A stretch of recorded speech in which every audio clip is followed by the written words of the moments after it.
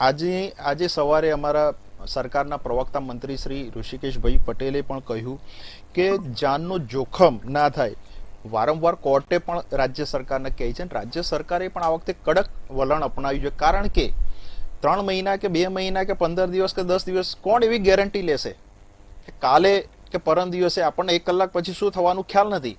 તો એ જ સમયથી કે ભાઈ આટલા ડોક્યુમેન્ટ જોઈએ, આ વસ્તુ જોઈએ, અને આમાં તો કોર્ટ પણ સમર્થન આપે છે.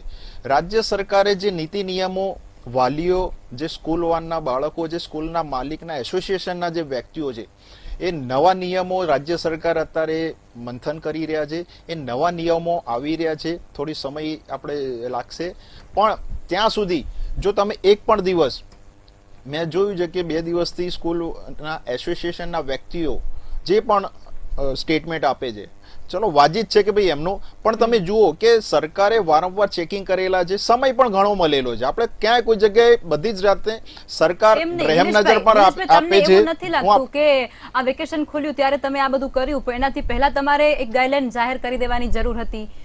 શાળા સંચાલકો છે તેને તમારે કહેવાની જરૂર હતી કે ભાઈ તમારાથી જો થતું હોય તો જ કરજો, વરના બીજા માણસો ઘણા લાઈનમાં ઉભા છે, આપણે એને કામે લગાવી દઈશું. તમારે એ નતું કેવું જોઈતું? જો સરકારના નીતિ નિયમ પ્રમાણે જે ગાઈડલાઈન આવી જોઈએ, કોર્ટ જ્યારે રાજ્ય સરકારના બેન ટકોર કરે છે ને ત્યારે કોઈ મુદત કે કોઈ નથી મળતું. જે કોર્ટ હોય એની પ્રણાલીતા પ્રમાણે રાજ્ય સરકાર કામ કરે છે, અને રાજ્ય સરકારને ત્યાં કઠોર રીતે જવાબ આપવો પડે છે બેન. અને આ માત્ર ને માત્ર ભૂલકાઓના જીવનો સવાલ હોય ત્યારે એક પણ વ્યક્તિ, આપણે જોયું છે કે માનવ જે એનો જીવ હોય એનાથી મોટું કંઈ જ નથી. તો આપણે આ બધાનું જોવું જોઈએ.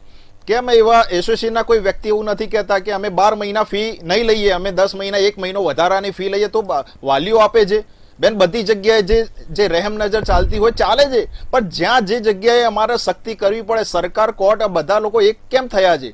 કેમ વાલીઓ જાતે મૂકવા જાય? કે વાલીઓને ખબર છે કે એ જે વાન હોય એ વાનમાં ભરેલા બાળકો વધારે પ્રમાણમાં ભરેલા હોય છે, તો ત્યાં એ વાલીઓ પણ નથી કહી શકતા, કારણ કે એમને પણ એમ થાય કે ચલો જવા દઈએ, વાંધો નહીં, કે પેલાને અમારું એક સવલત મળી જાય. એટલે બધા પોતપોતાની સવલત જોઈએ છે બેન, પણ રાજ્ય સરકાર જોડે જ્યારે લોકો જવાબ માંગે છે ને બેન, ત્યારે સરકાર આ કડક વલણ અપનાવે છે ને આ વખતે તો કોર્ટે પણ એની માર્ગદર્શિકા આપી છે કે તમે